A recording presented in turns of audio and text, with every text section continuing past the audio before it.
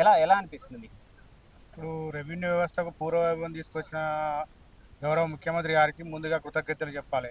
ఎందుకంటే 5,400 కుటుంబాలని వాళ్ళ స్వార్థం కోసం రోడ్డున పడేసి అవినీతి ముద్ర వేసి పిచ్చి కుక్కలాగా అది చేసి వీళ్ళు అవినీతి చేస్తున్నారని చెప్పి చేసింది కనుక ఆ గ్రామంలో రెవెన్యూ వ్యవస్థ లేకపోతే ఎట్లాంటి పరిస్థితులు ఉత్పన్నమవుతాయి, ఈ రైతులు ఏ రకంగా బాధపడతారనేది ఈ గవర్నమెంట్ తెలుసుకొని గ్రామీణ రెవెన్యూ వ్యవస్థ అనేది కంపల్సరీ తథ్యం, అది కంపల్సరీ ఉండాలనే ఉద్దేశంతో రెవెన్యూ మినిస్టర్ గారు కానీ ముఖ్యమంత్రి గారు కానీ ఒక ధరణి కమిటీ వేసి దీని మీద ఆ గ్రామంలో ఒక రెవెన్యూ అధికారి ఉండాలనే ఉద్దేశంతో గ్రామ రెవెన్యూ వ్యవస్థ తీసుకొచ్చిండు. ఇప్పుడు దాని ఉద్దేశం భాగంలోనే జీపో నియామకాల ప్రక్రియలో ఈరోజు మాకు నియామక పత్రాలు ఇవ్వడం చాలా సంతోషంగా ఉంది.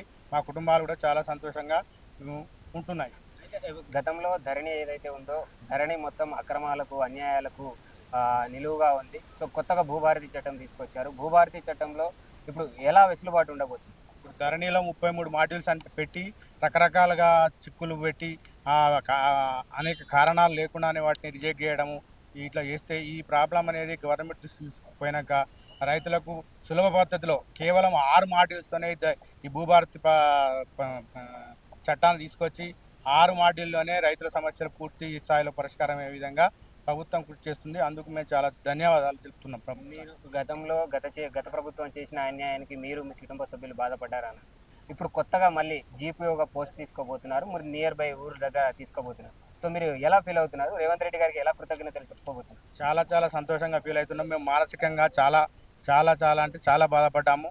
ఎందుకంటే మేము చేసిన తప్పేం లేదు. మమ్మల్ని అవినీతి ముద్ర వేసి అకారణంగా తీసేసి చాలా 5,400 కుటుంబాలు రోడ్డున పడ్డాయి. కొందరు చనిపోయిళ్ళు, కొందరు మానసికంగా ఆత్మహత్య చేసుకొని ప్రాణాలు వదిలిపెట్టిళ్ళు.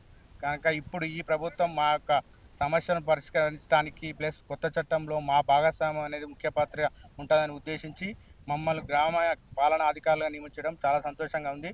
దీనికి మేము చాలా చాలా ధన్యవాదాలు తెలుపుతున్నాం. Subscribe us and press the bell icon for more interesting updates.